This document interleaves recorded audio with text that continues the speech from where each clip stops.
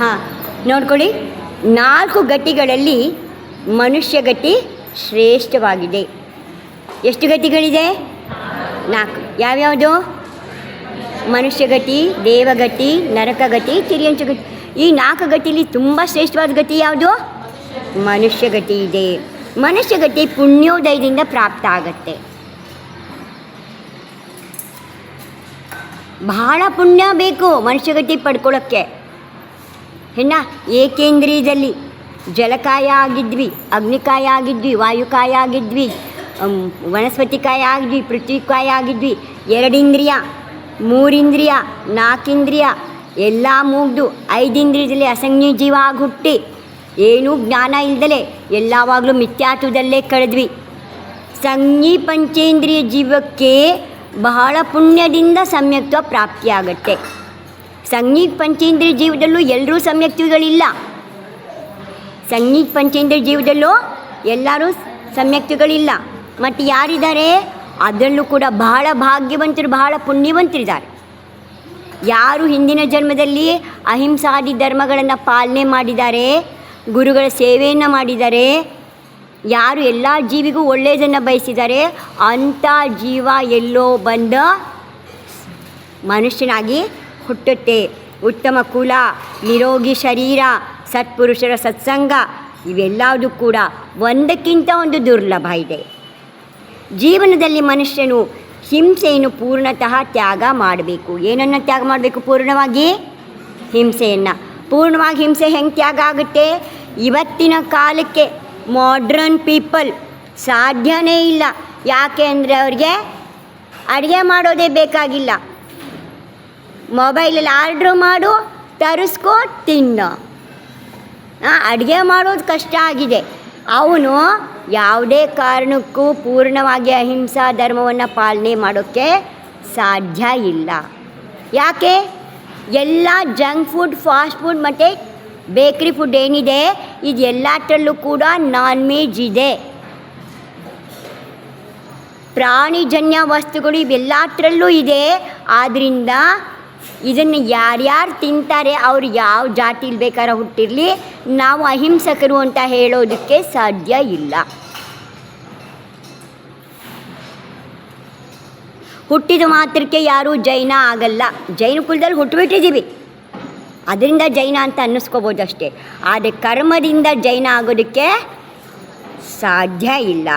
ಆದ್ದರಿಂದ ಮನುಷ್ಯನಾಗಿ ಹುಟ್ಟೋದವನು ಏನು ಮಾಡಬೇಕು? ಮೊದಲು ಹಿಂಸೆಯನ್ನು ಪೂರ್ಣವಾಗಿ ತ್ಯಾಗ ಮಾಡಬೇಕು. ಇವತ್ತು ಹಿಂಸೆಯನ್ನು ಪೂರ್ಣವಾಗಿ ತ್ಯಾಗ ಮಾಡಬೇಕು ಅಂದರೆ ಹೇಳಿದ್ನಲ್ಲ, ಜಂಕ್ ಫುಡ್, ಫಾಸ್ಟ್ ಫುಡ್, ಬೇಕ್ರಿ ಫುಡ್ ಇದು ಮೂರನ್ನು ಬೀದಿಲಿ ತಿನ್ನೋದು ಬಿಡಬೇಕು. ಒಂದು ಕಡೆ ಕ್ಷಮಾಸಾಗರ್ ಮಹಾರಾಜ್ ಹೇಳಿದ್ರು, ಮನೇಲಿ ಮಾಡಿದ್ದನ್ನು ಹೊರಗೆ ತಿನ್ನಬಾರ್ದಂತೆ, ಹೊರಗೆ ಬೇಯಿಸಿದ್ದನ್ನು ಮನೆಯಲ್ಲಿ ತಿನ್ನಬಾರ್ದಂತೆ, ಹಗಲು ಮಾಡಿದ್ದನ್ನು ರಾತ್ರಿ ತಿನ್ನಬಾರ್ದಂತೆ, ರಾತ್ರಿ ಮಾಡಿದ್ದನ್ನು ಹಗಲು ತಿನ್ನಬಾರ್ದು. ಯಾತಕ್ಕೆ? ಅಹಿಂಸಕ ಅನ್ನಿಸ್ಕೋಬೇಕಾದ್ರೆ. ಅವ್ರ ಪ್ರವಚನದಲ್ಲಿ ಹೇಳಿದರು, ಪೂರಾ ಕೇಳುವಂಥ ಭಾಗ್ಯ ನನಗಿರಲಿಲ್ಲ ಆ ಪ್ರವಚನನ. ನಮಗೂ ಬಸ್ಸು ಟ್ರೈನ್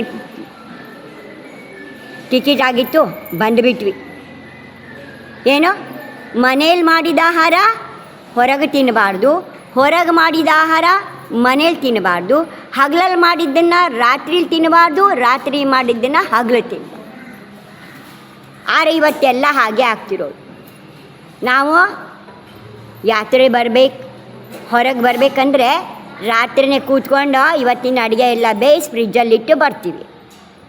ಅದನ್ನು ಮನೆಯವರೆಲ್ಲ ಹಗಲಿಗೆ ಕೂತ್ಕೊಂಡು ತಿಂತಾರೆ. ಹಾಂ, ಹೌದಾ ಇಲ್ಲ? ಆದ್ದರಿಂದ ಮಾಡೋದಿಲ್ಲ. ಅದೆಲ್ಲದು ಏನಾಗುತ್ತೆ? ಹಿಂಸೆಯನ್ನು ಪೂರ್ಣವಾಗಿ ತ್ಯಾಗ ಮಾಡೋದಕ್ಕೆ ಅವಕಾಶ ಮಾಡೋದಿಲ್ಲ. ವಿವಾಹಾದಿ ಅನೇಕ ಕಾರ್ಯಗಳನ್ನ ಮಾಡಬೇಕಾಗತ್ತೆ. ಸಾಂಸಾರಿಕ ಕಾರ್ಯಗಳನ್ನು ಮಾಡುವಾಗ ಹಿಂಸಾದಿ ದೋಷಗಳು ತಗಲುತ್ತೆ. ಇದರಿಂದಾಗಿ ನಿರಂತರ ಪಾಪಕರ್ಮಗಳ ಸಂಚಯ ಆಗುತ್ತೆ. ಆಚಾರ್ಯ ಕುಂದು ಭಗವಂತರು ಭಾರಸಾಣುವಿಕ ಗ್ರಂಥದಲ್ಲಿ ಆಹಾರಾದಿ ಸಣ್ಣ ಅಶುಭ ಮನಂ ಅಂತ ಹೇಳಿ, ಆಹಾರ ತಿನ್ನಬೇಕು ಅಂತ ಅನ್ನೋದು ಭಯ, ಮೈಥುನ ಅಂದರೆ ಸಂಸಾರವನ್ನು ಸಂತಾನವನ್ನು ಬೆಳೆಸೋದಕ್ಕೆ ಮಾಡುವಂಥ ಕ್ರಿಯೆ, ಮತ್ತು ಪರಿಗ್ರಹ. ಈ 4 ಕೂಡ ಅಶುಭ ಮನ. ಯಾವ್ಯಾವುದು ಅಶುಭ ಇದೆ ಅದೆಲ್ಲವುದು ಪಾಪಕ್ರಿಯೆನೇ ಇದೆ. ಆದ್ದರಿಂದ ಈ ಎಲ್ಲ ಕ್ರಿಯೆಗಳಿಂದ ನಮಗೇನಾಗುತ್ತೆ, ಪಾಪ ಸಂಚಯನೇ ಆಗುತ್ತೆ. ಈ ದೋಷಗಳ ಪರಿಹಾರ ಮಾಡೋದಕ್ಕೋಸ್ಕರ ಹಾಗೂ ಪುಣ್ಯಬಂಧ ಮಾಡಿಕೊಂಡು ಆತ್ಮೋನ್ನತಿ ಮಾಡಿಕೊಳ್ಳೋದಕ್ಕೆ ಶ್ರಾವಕರಿಗೆ ಷಟ್ ಅವಶ್ಯಕ ಕ್ರಿಯೆಗಳನ್ನು ಹೇಳಿದ್ದಾರೆ. ಷಟ್ ಅಂದರೆ 6 ಅವಶ್ಯಕ ಅಂದರೆ ಮಾಡಲೇಬೇಕಾದ. ಇದನ್ನು ಮಾಡ್ದಲೇ ಇದ್ದರೆ ನಿಮಗೆ ಸದ್ಗತಿ ಇಲ್ಲ. ಇವಾಗೇನೋ ಮನುಷ್ಯ ಜನ್ಮ ಸಿಕ್ಕಿಬಿಟ್ಟಿದೆ, ಜೈನರಾಗೂ ಹುಟ್ಟುಬಿಟ್ಟಿದ್ದೀವಿ. ಪುಣ್ಯದಿಂದ ಬುದ್ಧಿ, ಜ್ಞಾನ, ಶಕ್ತಿ, ಶರೀರ ಎಲ್ಲವೂ ಚೆನ್ನಾಗಿದೆ. ಆದರೆ ಮುಂದೆ ಚೆನ್ನಾಗಿರುತ್ತೆ ಅಂತ ಗ್ಯಾರಂಟಿ ಇಲ್ಲ. ಯಾಕೆಂದರೆ ಭಗವಂತರು ಹೇಳಿರುವಂಥ 6 ಕ್ರಿಯೆಗಳನ್ನು ನಾವು ಮಾಡೋದಕ್ಕೆ ತಯಾರಿಲ್ಲ. ಆಚಾರ್ಯರು ಈ ಕ್ರಿಯೆಗಳನ್ನು ಮಾಡದೇ ಇರುವವರನ್ನು ಪಶು ಸಮಾನ ಏನಂತ ಹೇಳಿದ್ದಾರೆ ಆಚಾರ್ಯರು? ಯಾರು ಈ 6 ಕ್ರಿಯೆಗಳನ್ನು ಭಗವಂತರು ಹೇಳಿರ್ತಕ್ಕಂಥ ಶ್ರಾವಕರ 6 ಕ್ರಿಯೆಗಳನ್ನು ಮಾಡೋದಿಲ್ಲ ಅವರನ್ನು ಏತಕ್ಕೆ ಸಮಾನ ಅಂತ ಹೇಳಿದ್ದಾರೆ? ಪಶುಗೆ ಸಮಾನ ಅಂತ ಹೇಳಿದ್ದಾರೆ.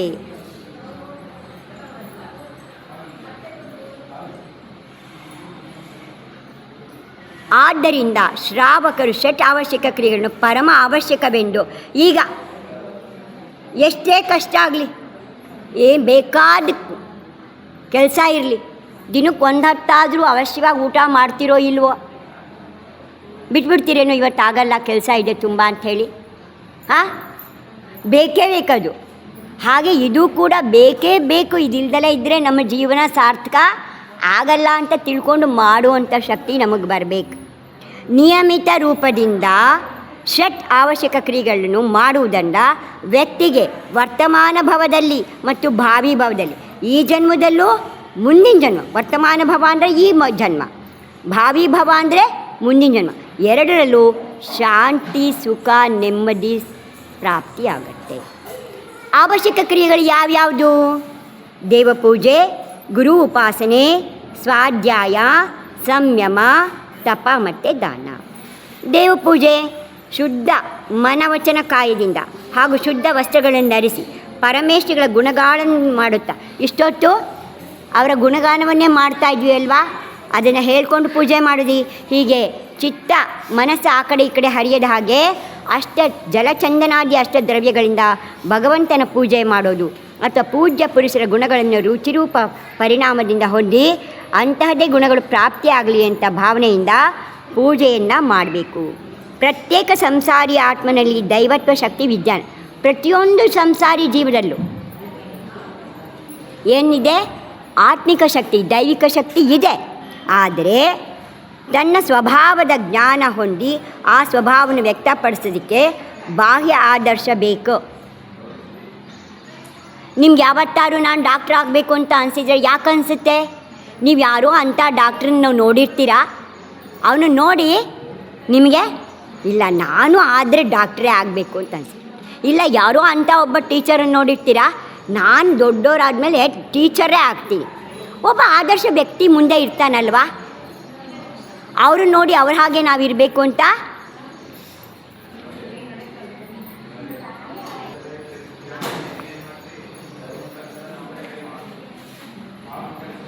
ದೇವ ಪೂಜೆಯು ಸಮ್ಯಕ್ ದರ್ಶನ ಪ್ರಾಪ್ತಿ ಕಾರಣ. ದೇವದರ್ಶನ ಮಾಡೋದ್ರಿಂದ ಏನಾಗುತ್ತೆ? ಸಮ್ಯಕ್ ದರ್ಶನ ಪ್ರಾಪ್ತಿಯಾಗುತ್ತೆ. ಅರಿಹಂತರ ಸ್ವರೂಪದ ಜ್ಞಾನ ಉಂಟಾಗುತ್ತೆ. ಅರಿಹಂತರ ಹೇಗಿದ್ದಾರೆ, ಅವ್ರ ಸ್ವರೂಪ ಏನು ತಿಳಿಯುತ್ತೆ. ಮತ್ತು ನಮ್ಮ ಆತ್ಮನ ಸ್ವರೂಪದ ಜ್ಞಾನ ಕೂಡ ನಮಗೆ ಆಗುತ್ತೆ.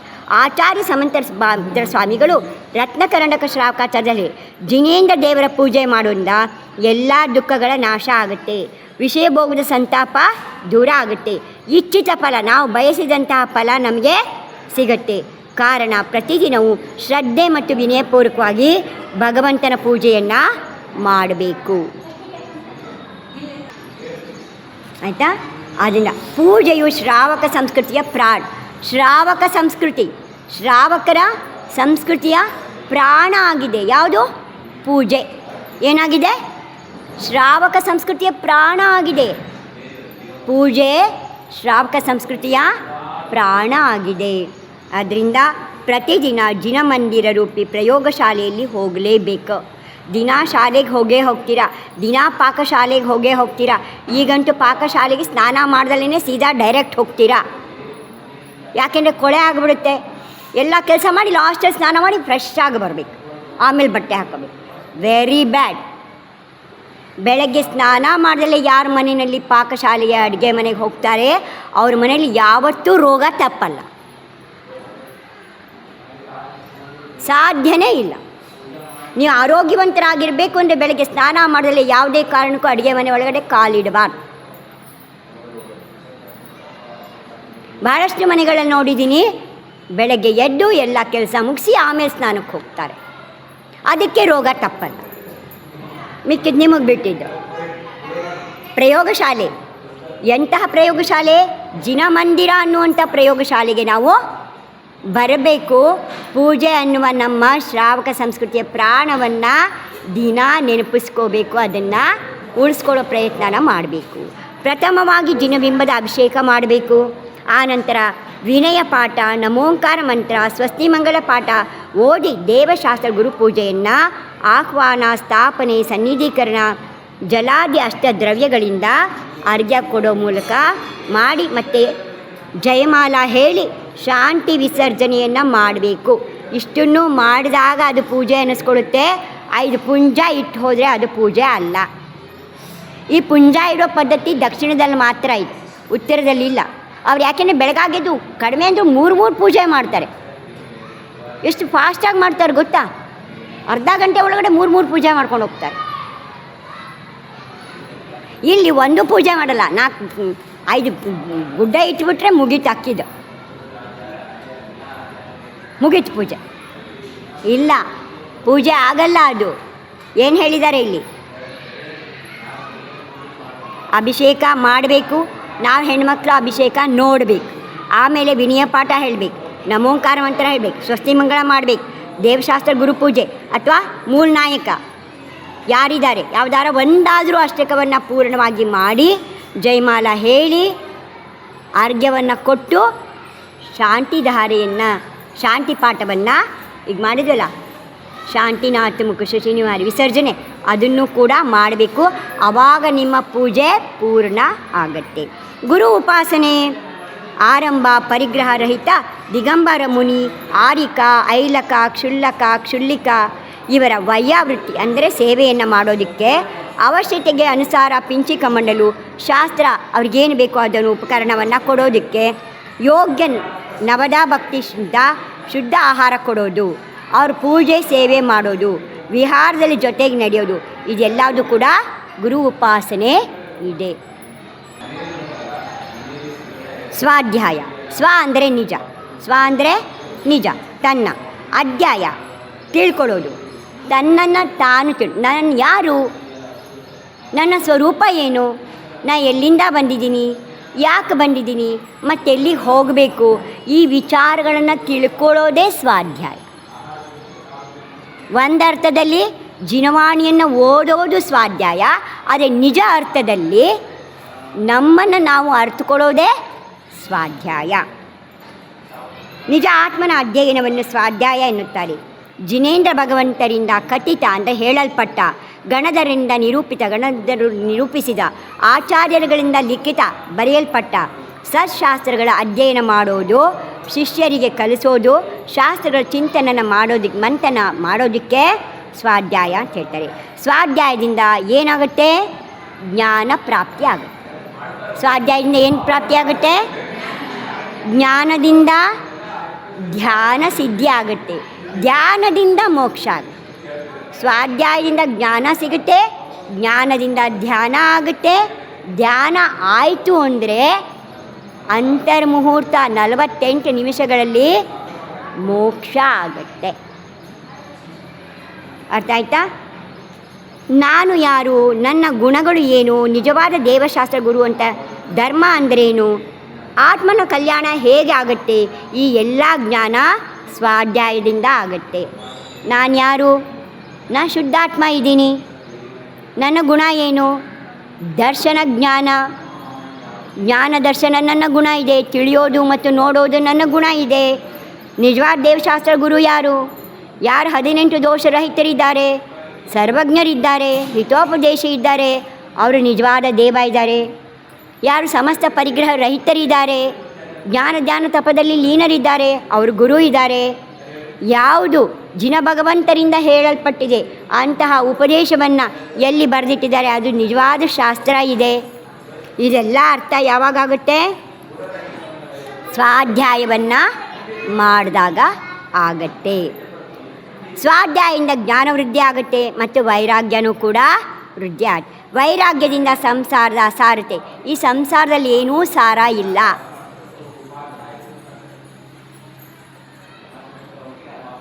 ಪ್ರಸವ ವೈರಾಗ್ಯ, ಅಭಾವ ವೈರಾಗ್ಯ, ಸ್ಮಶಾನ ವೈರಾಗ್ಯ ಅಂತ 3 ವೈರಾಗ್ಯ ಇದೆ ಸಮಾಜದಲ್ಲಿ.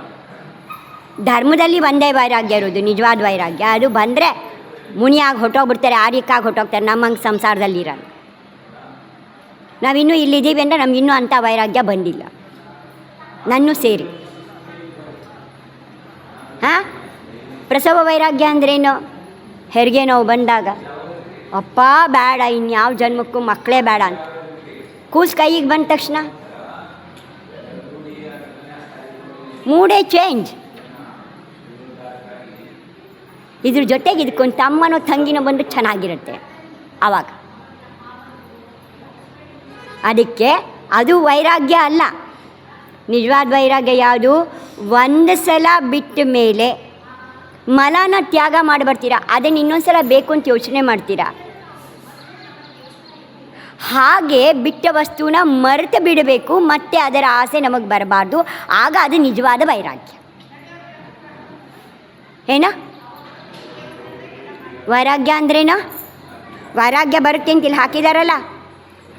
ಸ್ವಾಧ್ಯಾಯ ಮಾಡೋದ್ರಿಂದ ಜ್ಞಾನ ವೃದ್ಧಿ ಆಗುತ್ತೆ, ಆಮೇಲೆ ವೈರಾಗ್ಯ ವೃದ್ಧಿ ಆಗುತ್ತೆ. ವೈರಾಗ್ಯದಿಂದ ಸಂಸಾರದ ಸಾರತೆ ಅರಿವಿಗೆ ಬರುತ್ತೆ. ಈ ಸಂಸಾರದಲ್ಲಿ ಏನೂ ಸಾರ ಇಲ್ಲ. ಕಬ್ಬಿನ ಸಿಪ್ಪೆ ಹಾಗೆ ನಿಸ್ಸಾರವಾಗಿದೆ. ರಸ ಎಲ್ಲ ತೆಗೆದಾದ್ಮೇಲೆ ಆ ಸಿಪ್ಪೆ ಯಾತಕ್ಕೆ ಬರುತ್ತೆ? ಒಲೆ ಉರಿಗಷ್ಟೇ ಬರುತ್ತೆ, ಸುಟ್ಟು ಬೂದಿ ಆಗೋಕ್ಕೆ. ಅದರಿಂದ ಈ ರೀತಿ ದಾರ ಪೋಣಿಸಿದ ಸೂಜಿಯು ಕಡೆ ಹೋಗೋದಿಲ್ವೋ ಅದೇ ರೀತಿ ಸಮ್ಯಕ್ ಜ್ಞಾನ ಸಹಿತ ಆತ್ಮನು ಸಂಸಾರದಲ್ಲಿ ಭ್ರಮಣೆ ಮಾಡೋದಿಲ್ಲ. ಸೂಜಿಗೆ ದಾರ ಪೋಣಿಸಿಟ್ಟಿದ್ದೀರಾ, ಎಲ್ಲೇ ಕಳೆದು ಹೋದರೂ ಅದು ಸಿಗುತ್ತೆ ನಮಗೆ.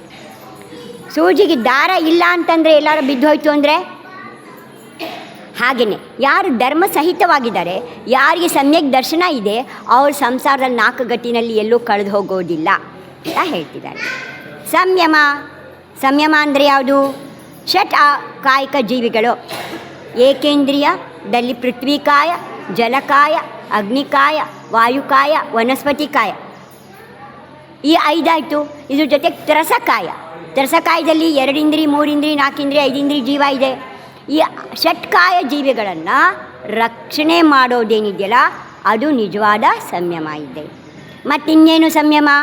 2 ಇದೆ ಸಂಯಮದಲ್ಲಿ, ಇಂದ್ರಿಯ ಸಂಯಮ, ಪ್ರಾಣಿ ಸಂಯಮ. ಪ್ರಾಣಿ ಸಂಯಮ ಅಂದರೆ 6 ಕಾಯಿಕ ಜೀವಗಳನ್ನು ರಕ್ಷಣೆ ಮಾಡೋದು ಪ್ರಾಣಿ ಸಂಯಮ.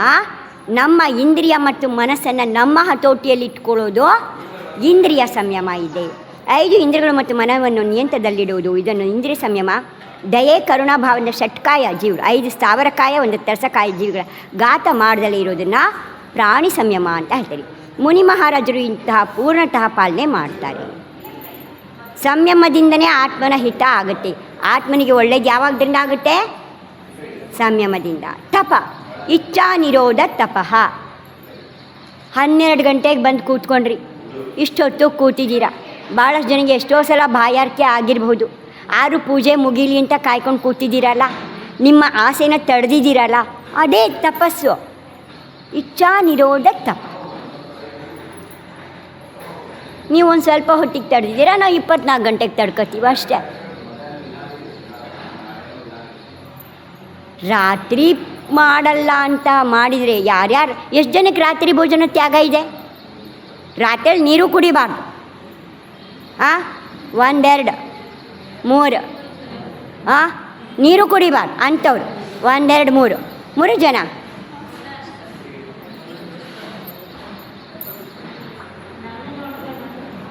ಮಾರ್ಕಾಂಡೇಯ ಪುರಾಣ ಅಂತ ಇದೆ ಹಿಂದೂಗಳಲ್ಲಿ. ಏನು ಅದರಲ್ಲಿ ಹೇಳಿದ್ದಾರೆ, ರಾತ್ರಿಯಲ್ಲಿ ಅನ್ನ ತಿನ್ನೋದು ಮಾಂಸ ತಿನ್ನೋದಕ್ಕೆ ಸಮಾನ, ರಾತ್ರಿಯಲ್ಲಿ ನೀರು ಕುಡಿಯೋದು ರಕ್ತ ಕುಡಿಯೋದಕ್ಕೆ ಸಮಾನ ಅಂತ ಹೇಳಿ. ಜೈನ ಧರ್ಮ ಬಿಡಿ, ಜಿನ ಭಗವಂತರಂತೂ ಭಾಳ ಹೇಳಿದ್ದಾರೆ ಅದರ ಬಗ್ಗೆ. ಅದನ್ನು ಹೇಳಕ್ಕೆ ಒಂದು ದಿನವೇ ಬೇಕು. ಹಿಂದೂ ಪುರಾಣದಲ್ಲೂ ಅದನ್ನೇ ಹೇಳಿದ್ದಾರೆ. ಮತ್ತು ನೀವು ಜೈನರಾಗಿ ಹುಟ್ಟಿ ರಾತ್ರಿಯಲ್ಲಿ ನೀರು ಕುಡಿತಾ ಇದ್ದೀರಾ ಅಂತಂದರೆ ಮತ್ತು ನಿಮ್ಮನ್ನು ಜೈನರು ಅಂತ ನಾ ಹೆಂಗೆ ಹೇಳಲಿ?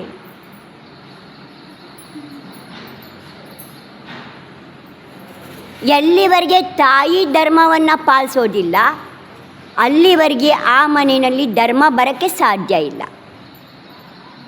ತಾಯಿ ಪಾಲಿಸ್ತಿದ್ದಾಳೆ ಅಂದರೆ ಒಂದಲ್ಲ ಒಂದು ದಿನ ಮಕ್ಕಳು ಕೂಡ ನಮ್ಮಮ್ಮ ಮಾಡ್ತಾ ಇಲ್ಲ, ಸ್ವಲ್ಪ ತಿಳುವಳಿಕೆ ಬಂದ ನಂತರ ಅವು ಕೂಡ ಜೊತೇಲಿ ಕೂತ್ಕೊಂಡು ಊಟ ಮಾಡಿಬಿಡುತ್ತವೆ, ಆಮೇಲೆ ಊಟ ಮಾಡಲ್ಲ, ಬಾಯಿಗೆ ನೀರು ಹಾಕಲ್ಲ.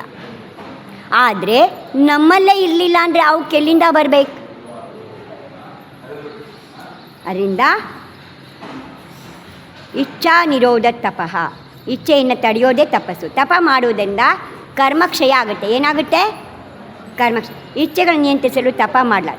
ಶ್ರಾವಕರು ತಮ್ಮ ಶಕ್ತಿಗೆ ಅನುಸಾರ ಅಷ್ಟಮಿ, ಚತುರ್ದಶಿ ಇಂಥ ಪರ್ವ ದಿನಗಳಲ್ಲಿ ಉಪವಾಸ ಅಥವಾ ಏಕಾಶನಗಳನ್ನು ಅಂದರೆ ಒಂದೇ ಹೊತ್ತು ಊಟಗಳನ್ನು ಮಾಡ್ತಾ ಪರಿಮಿತಿ ಇಟ್ಕೊಂಡು ಷಟ್ರಸ 6 ರಸಗಳಲ್ಲಿ ಕೆಲವು ರಸಗಳ ತ್ಯಾಗ ಮಾಡ್ತಾ ಭೋಗೋಪಭೋಗಗಳಿಗೂ ಪರಿಮಿತಿಯನ್ನು ವಿಧಿಸ್ತಾರೆ. ಅಂತರಂಗ ತಪ 6 ಇದೆ, ಬಹಿರಂಗ ತಪ 6 ಇದೆ, ಒಟ್ಟು 12 ತಪಗಳಿದೆ. ದಾನ ಸ್ವಯಂ ಹಾಗೂ ಅನ್ಯರ ಕಲ್ಯಾಣಕ್ಕಾಗಿ, ನನ್ನ ಕಲ್ಯಾಣಕ್ಕಾಗಿ ಅಥವಾ ನನ್ನವರು ಅಥವಾ ಸಾಮಾನ್ಯ ಜನರ ಕಲ್ಯಾಣಕ್ಕಾಗಿ ಮುನಿ, ಆರಿಕ, ಶ್ರಾವಕ ಅವ್ರಿಗೆ ತಮ್ಮ ಧನ ಸಂಪತ್ತನ್ನು ತ್ಯಾಗ ಮಾಡಿ. ಚೌಕ ಮಾಡ್ತೀರಾ, ಚೌಕ ಮಾಡೋ ದಿನ ನಿಮ್ಗೆ ದುಡ್ಡು ಖರ್ಚಾಗುತ್ತೋ ಇಲ್ವೋ? ವಿಹಾರ ಮಾಡಿಸ್ತೀರಾ, ದುಡ್ಡು ಖರ್ಚಾಗುತ್ತೋ ಇಲ್ವೋ? ಆದರೆ ಅವರ ಸೇವೆ ಮಾಡಬೇಕು ಅಂತ ನೀವು ಖರ್ಚು ಮಾಡ್ತೀರಾ, ನಿಮ್ಮ ವಸ್ತುವನ್ನು ನೀವು ತ್ಯಾಗ ಮಾಡ್ತೀರಾ, ಅದು ದಾನ. ಅದನ್ನು ದಾನ ಅಂತಾರೆ. ಯಾರು ದೀನ ದುಃಖಿ, ಅನಾಥ, ಕಷ್ಟ ಜೀವದಲ್ಲಿರುವಂಥವ್ರಿಗೆ ಅವಶ್ಯಕತೆ ಸಹಾಯ ಮಾಡ್ತಾರೆ, ಅದನ್ನು ದಾನ ಅಂತಾರೆ. ಆದರೆ ಅದು ಕರುಣಾದಾನ. ಏನದು? ಮಿಕ್ಕವರಿಗೆ ಮಾಡುವಂಥದ್ದು ಕರುಣಾದಾನ ಇದೆ. ಮುನಿ, ಆರಿಕ, ಕ್ಷುಲ್ಲಿಕ ಪ್ರತಿಮಾಧಾರಿಗಳು ಏನಿದ್ದಾರೆ, ವ್ರತ ಪ್ರತಿಮೆ ಇರುವಂಥವ್ರು, ತ್ಯಾಗಿಗಳು, ಅವ್ರಿಗೆ ಮಾಡೋವಂಥದ್ದು ನಿಜವಾದ ದಾನ ಇದೆ. ಅದು ಆಲದ ಮರದ ಬೀಜದ ಹಾಗೆ ಭಾಳ ಫಲ ಕೊಡು. ಮಹಾರಾಜಿ ನೆನೆ ಹೇಳ್ತಿದ್ರು, 1 ಎಕರೆ ಭೂಮಿಗೆ 1 ಚೀಲ ಭತ್ತ ಹಾಕ್ತಾರಂತೆ, 36 ಚೀಲ ಭತ್ತ ಬರುತ್ತಂತೆ. ಹಾಗೆ ಇಲ್ಲೂ ಕೂಡ ನೀವು 1 ಹಿಡಿ ಅಕ್ಕಿ ತೊಗೊಂಬಂದು ಇಲ್ಲಿ ಅಷ್ಟಕ ಪೂಜೆ ಮಾಡ್ತಾ ಇದ್ದೀರಾ, ಅದು ನಿಮಗೆ ಭಾಳ ಪುಣ್ಯವನ್ನು ಕೊಡುತ್ತೆ. ನಿಮ್ಮ ಮನೆಗೆ ಯಾವತ್ತೂ ಬಡತನ ಬರೋಕ್ಕೆ ಬಿಡೋದಿಲ್ಲ. ಆಹಾರ ದಾನ ಏನು ಮಾಡ್ತೀರಾ? ಒಂದು ತುತ್ತು ನಿಮ್ಮ ಸ್ವಂತದ್ದಾಗಿರಬೇಕು. ಯಾರ್ದೋ ಮನೆಗೆ ಬಂದು ಅವ್ರು ಮಾಡಿದ್ದನ್ನು ತೊಗೊಂಡು ಶುದ್ಧಿ ಹೇಳಿ ಅವ್ರು ಹೆಂಗೆ ಮಾಡಿದ್ದನ್ನು ನಿಮಗೆ ಗೊತ್ತು? ಮತ್ತು ಅಲ್ಲಿ ಶುದ್ಧಿ ಹೇಳಿ ನಾವು ಕೊಟ್ಟು ಬಿಡ್ತೀವಲ್ಲ.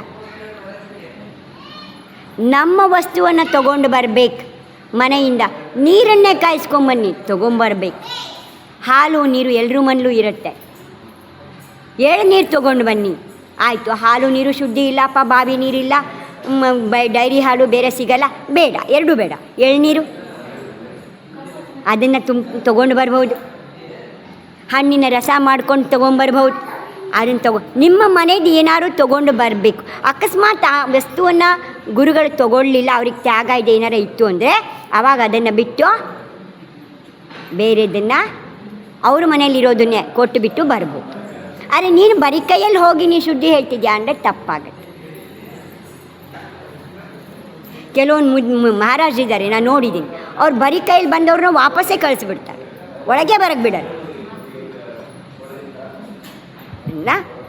ದಾನ 4 ಪ್ರಕಾರ ಇದೆ. ಆಹಾರ ದಾನ, ಜ್ಞಾನದಾನ, ಔಷಧಾನ, ಅಭಯದಾನ. 4 ಪ್ರಕಾರದ ದಾನ. ಆಹಾರ ದಾನ, ಚತುರ್ವಿಧ ಸಂಘಕ್ಕೆ ಶುದ್ಧವಾದ ಆಹಾರ ಕೊಡೋದು ಆಹಾರ ದಾನ ಇದೆ.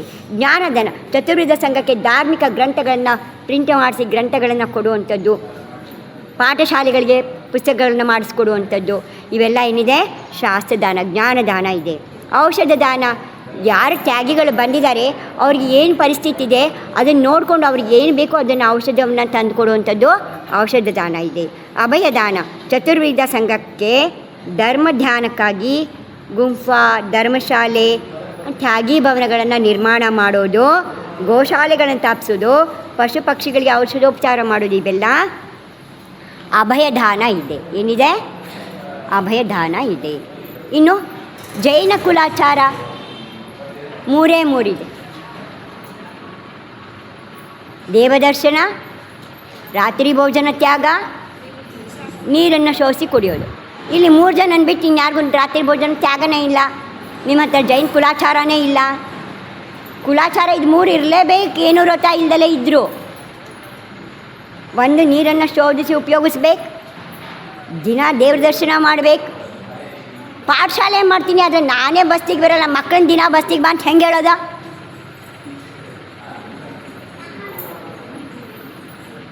ನಾನು ದಿನ ದೇವ್ರ ದರ್ಶನ ಮಾಡಬೇಕಲ್ಲ ಅಂದ. ಕುಲಾಚಾರ 3 ಇದೆ. ಇದನ್ನು ಓದ್ಕೊಳ್ಳಿ ನೀವು, ಇದರಲ್ಲಿ ಭಾಳ ಇದೆ. ನಾನು ಇದನ್ನು ಹೆಚ್ಚು ಓದಿದರೆ ನೀವೆಲ್ಲ ದೊಡ್ಡವರಿದ್ದೀರಾ. ಒಂದು, ದೇವದರ್ಶನ, ಪ್ರತಿದಿನ ದೇವದರ್ಶನವನ್ನು ಮಾಡಬೇಕು. ದೇವದರ್ಶನ ಮಾಡ್ದಲೇ ಯಾವುದೇ ಕೆಲಸವನ್ನು ಮಾಡಬಾರ್ದು.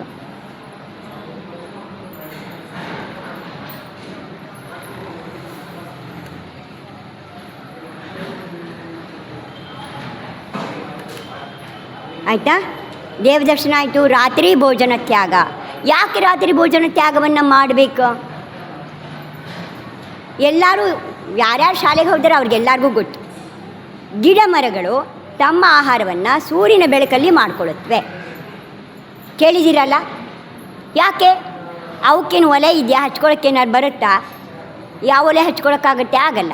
ಸೂರ್ಯನ ಬೆಳಕಲ್ಲಿ ಶಾಖನೂ ಇದೆ. ಆ ಶಾಖವನ್ನು ಉಪಯೋಗ ಮಾಡಿಕೊಂಡು ನಮಗೇನು ಒಲೆ ಉರಿಸಿದಾಗ ಶಾಖ ತಾನೇ ಬರುತ್ತೆ, ಅದರಲ್ಲೇ ನಮ್ಮ ಅಡುಗೆ ಬೇಯುತ್ತೆ. ಅವುಗಳಿಗೂ ಶಾಖ ಬೇಕು, ಅದು ಸಿಗುತ್ತೆ. ಹಾಗೆಯೇ ಅವುಗಳಿಗೆ ಹೇಗಿದಾತೋ ನಮ್ಮ ಕರುಳು ಕೂಡ ಜಠರನೂ ಆ ಸಮಯದಲ್ಲಿ ಅರಳಿರುತ್ತೆ. ಹಗಲಿನಲ್ಲಿ ಕಮಲದ ಹೂವು ಸೂರ್ಯನ ಬೆಳಕಿಗೆ ಅರಳದ ಹಾಗೆ ನಮ್ಮೆಲ್ಲರ ಜಠರ ಶಕ್ತಿನೂ ಕೂಡ ಜಾಸ್ತಿ ಇರುತ್ತೆ ಹಗಲಲ್ಲಿ ಮಾಡಿದ ಊಟ ಸಂಪೂರ್ಣವಾಗಿ ಜೀರ್ಣ ಆಗುತ್ತೆ. ಅಜೀರ್ಣ ಆಗಲ್ಲ, ಪಚನ ಆಗುತ್ತೆ. ಆಗ ನಮಗೆ ರೋಗ ಬರಲ್ಲ. ರಾತ್ರಿನಲ್ಲಿ ಮಾಡಿದ್ದು ರಾತ್ರಿನಲ್ಲಿ ಅದು ಶ್ರಿಂಕ್ ಆಗಿರುತ್ತೆ. ಕರುಳು ಜಠರ ಶ್ರಿಂಕ್ ಆಗಿರುತ್ತೆ. ಅದು ನಾವು ಆಹಾರವನ್ನು ಹಾಕಿದಾಗ ಹಗಲಿನಲ್ಲಿ ಇರುವಂಥ ಶಕ್ತಿ ರಾತ್ರಿನಲ್ಲಿ ಇರೋದಿಲ್ಲ. ಆದ್ದರಿಂದ ಅದು ಜೀರ್ಣ ಶಕ್ತಿ ಆಗದಲ್ಲೇ ಇರೋದ್ರಿಂದ ರೋಗಗಳು ಬರುತ್ತೆ. ಮೊದಲ ಪಾಯಿಂಟ್. ಎರಡನೇ ಪಾಯಿಂಟು, ಬಿಸಿಲಿನಲ್ಲಿ ಈ ಬಿಸಿಲಿಗೆ ಬಹಳಷ್ಟು ಸೂಕ್ಷ್ಮ ಜೀವಿಗಳು ಕಣ್ಣಿಗೆ ಕಾಣದ ಹಾಗೆ ಎಲ್ಲಿ ಕತ್ತಲೆ ಇದೆ ಅಲ್ಲಿ ಹೋಗಿ ಕೂತ್ಕೊಂಡಿರುತ್ತೆ. ಅಸಂಖ್ಯಾತ ಇರುತ್ತೆ, ನಮ್ಮ ಕಣ್ಣಿಗೆ ಕಾಣಲ್ಲ. ಅದು ರಾತ್ರಿ ಆಯಿತು ಅಂದಾಗ, ತಪ್ಪಾಯಿತು ಅಂದಾಗ ಆ ಕತ್ತಲೆಯಲ್ಲಿ ಅವೆಲ್ಲ ಹೊರಗಡೆ ಬರುತ್ತೆ. ಆ ವೈರಸ್ ಅಂತ ಹೇಳ್ತಾರೆ. ಕೊರೋನಾ ವೈರಸ್ ಯಾರಿಗಾರು ಕಂಡಿತ್ತೇನ್ರಿ? ನೋಡಿದ್ರಾ? ಮತ್ತೆ ಯಾಕೆ ಅಷ್ಟು ಹೆದರ್ಕೊಂಡ್ರಿ? ಅವ್ರು ಹೇಳ್ದಂಗೆ ಬಾಯಿಗೆ ಬಟ್ಟೆ ಕಟ್ಕೊಂಡ್ರಿ, ಕೈ ತೊಳ್ಕೊಂಡ್ರಿ, ಸಲ ಇನ್ನೊಬ್ಬರನ್ನು ಮುಟ್ಟಿಸ್ಕೊಳ್ಳಿಲ್ಲ, ಏನೇನು ಮಾಡಿದ್ರಿ? ಅವಾಗ ಕಾಣದಲ್ಲಿ ಹೆಂಗೆ ಪಾಲಿಸ್ಬಿಟ್ರಿ ಅದನ್ನೆಲ್ಲ? ಯಾರು ನೋಡಿದ್ರಿ ಕೊರೋನಾ ವೈರಸ್ಸನ್ನು? ಇದು ಹಾಗೇ ಇದೆ, ವೈರಸ್ಗಳಿದೆ. ಅವೇ ವೈರಸ್ಸು, ಬ್ಯಾಕ್ಟೀರಿಯಾಸ್, ಅವೇ ಸೂಕ್ಷ್ಮ ಜೀವಿಗಳು ಹೋಗಿ ಕೂತ್ಕೊಳ್ಳು. ಅವೆಲ್ಲ ರಾತ್ರಿನಲ್ಲಿ ಹೊರಗೆ ಬರುತ್ತೆ. ಆ ರಾತ್ರಿನಲ್ಲಿ ಊಟ ಮಾಡಿದಾಗ ನಮಗೆ ಕಾಣಲ್ಲ, ನಮ್ಮ ಊಟದ ಜೊತೆ ಅದು ಸೇರ್ಕೊಂಡು ದೇಹದಲ್ಲಿ. ಅದಕ್ಕಾಗಿ ರಾತ್ರಿನಲ್ಲಿ ಊಟ ಮಾಡಬಾರ್ದು. ಅಸಂಖ್ಯ ಜೀವಿಗಳ ಹತ್ಯೆ ಆಗುತ್ತೆ, ನಮ್ಮಿಂದ ನಾಶ ಆಗುತ್ತೆ, ಹಿಂಸೆ ಆಗುತ್ತೆ. ಇನ್ನೊಂದು ರೀತಿ ನಮಗೆ ರೋಗ ಕೂಡ, ಯಾವುದೇ ರೋಗ ನಮಗೆ ಬರ್ಬೋದು. ಆದ್ದರಿಂದ ರಾತ್ರಿ ಭೋಜನ ಮಾಡ. ಇನ್ನು ನೀರು ಶೋಧಿಸಿ ಕುಡಿಬೇಕು. ಜಿನ ಭಗವಂತರು ಅನಂತ ಜೀವಿಗಳಿದೆ ಅಂತ ಹೇಳಿದ್ದಾರೆ. ನಮ್ಮ ಸೂಕ್ಷ್ಮದರ್ಶಕ ಯಂತ್ರ, ಯಾವುದೇ ಯಂತ್ರ, MRI ಮೆಷಿನ್ ಯಾವುದೇ ಇರಲಿ, ಈ ಶರೀರ ಮಾತ್ರ ಸ್ಕ್ಯಾನ್ ಮಾಡುತ್ತೆ. ಆತ್ಮನನ್ನು ಸ್ಕ್ಯಾನ್ ಮಾಡೋ ಶಕ್ತಿ ಇಲ್ಲ ಅದಕ್ಕೆ. ಸೂಕ್ಷ್ಮ ವಸ್ತುವನ್ನು ಸ್ಕ್ಯಾನ್ ಮಾಡೋಕ್ಕಾಗಲ್ಲ ಅದಕ್ಕೆ. ಅದರಲ್ಲಿ 36,450 ಜೀವ ಇದೆ ಅಂತ ಹೇಳ್ತಾರೆ. ನೀವು ನಲ್ಲಿ ನೀರಂತ ಹಿಡ್ಕೊಂಡು ಕುಡಿತೀರಲ್ಲ, ಅದರಲ್ಲಿ ಒಂದು ಹನಿ ನೀರಲ್ಲಿ 36,450 ಜೀವ ಇದೆ ಅಂತ ಹೇಳಿದ್ದಾರೆ. ಹಾಗಾದರೆ ನೀರಿನ ಘಟ ಅಂತ ಎರಡೆರಡು ಚಮ್ಗೆ ಕುಡಿದು ಬಿಡ್ತೀವಲ್ಲ, ಆವಾಗ ಎಷ್ಟು ಜೀವ ಕುಡಿದು ಹಾಕಿದ್ವಿ? ಸೈನ್ಸ್ ಏನು ಹೇಳುತ್ತೆ ಅದನ್ನು ತಗೊಳ್ಳೋಣ. ಒಂದು ಹನಿಲಿ 36,450 ಜೀವ ಆಯ್ತು. ಒಂದು ತಂಬಿಗೆ ನೀರಲ್ಲಿ ಎಷ್ಟು ಹನಿ ಇದೆ? ಅಷ್ಟು ಹನಿಗೆ 36,450 ಗುಣಿಸ್ಕೊಳ್ಳಿ. ಆದ್ದರಿಂದ ಪ್ರತಿಯೊಂದರಲ್ಲೂ ಹಿಂಸೆ ಆಗುತ್ತೆ, ಹಿಂಸೆ ಆಗಬಾರ್ದು ಅಂತ ಹೇಳಿ ಈ ಕುಲಾಚಾರಗಳನ್ನ ಮಾಡಿದರೆ. ಮೂಲ ಗುಣಗಳು ಕುಲಾಚಾರ ಇದಿಷ್ಟು ಇರಲಿಲ್ಲ ಅಂದರೆ ಅವರು ಜೈನರಲ್ಲ, ಹುಟ್ಟಿದಾರಷ್ಟೆ. ಜೈನ ಮನೇಲಿ ಹುಟ್ಟುಬಿಟ್ಟಿದ್ದೀವಿ. ಆದರೆ ಮಧು ಮಧ್ಯ ಮಾಂಸತಾಂಗ, ಔದುಂಬರ ಫಲತ್ಯಾಗ, ಕುಲಾಚಾರದಲ್ಲಿ ದೇವಪೂಜೆ, ದೇವದರ್ಶನ, ರಾತ್ರಿ ಭೋಜನ ತ್ಯಾಗ, ನೀರು ಶೋಷ ಕುಡಿಯೋದು, ಈ 3 ನಿಯಮಗಳು ಇರಲಿಲ್ಲ ಅಂತಂದರೆ ಅವರು ಜೈನರಲ್ಲ. ಮಿಕ್ಕಿದ್ದೆಲ್ಲ ಪುಸ್ತಕದಲ್ಲಿ ಓದ್ಕೊಳ್ಳಿ. ಹೇಳಿ ಪ್ರಭುದೇವ